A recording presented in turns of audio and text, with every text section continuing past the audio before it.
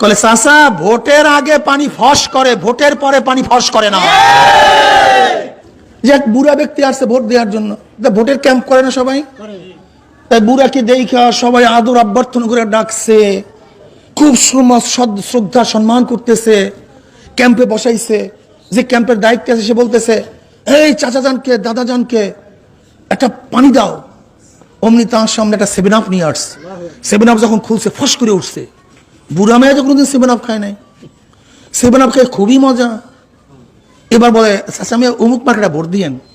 তো পাগল তো 7 আপ খেয়ে এমনি পাগল হয়ে গেছে, জীবনে খায় নাই। তার কথা অনুযায়ী ওই মার্কেটে ভোট দিছে। ভোট টোট দেওয়া শেষ হওয়ার পরে চিন্তা করতেছে, এমন পানি কোনোদিন খাই নেই, আর একবার সেই পানি খাইয়ে আসে। আবার ক্যাম্পে গেছে, গিয়ে বলে ভাই একটু পানি দেন। এখন দেখা যায় দাম নেই, বসতেও বলে না, জিজ্ঞাসাও করে না। যাই হোক চাচা মেয়ে নিজে নিজে গিয়ে বসছে।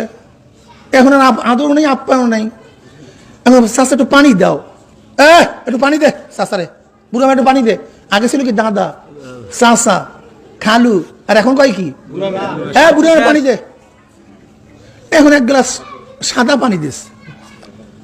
এখন বুড়ো মেয়ে বলছে, বাবা ও এই পানি ওই যে ফস করে ওঠে সেই পানিটা দাও। 7 আপ করলে ফস করে ওঠে না, ওই যে ফস করে ওঠে সেই পানিটা দাও। কলে চাচা ভোটের আগে পানি ফস করে, ভোটের পরে পানি ফস করে না। পানি ফস ভোটের আগে করে, কিন্তু ভোটের পরে পানি আর ফস করে না। তখন পানি ঠান্ডা হয়ে যায়। আমার গরিব বন্ধু, আমার রিক্সাওয়ালা শ্রমিক, কেলে জেলে মজদুর, আমি আল্লাহর কসম করে বলতে পারি আপনাদের সবচেয়ে বড় বন্ধু আমরা। আপনাদের সবচেয়ে বড় বন্ধু আমরা।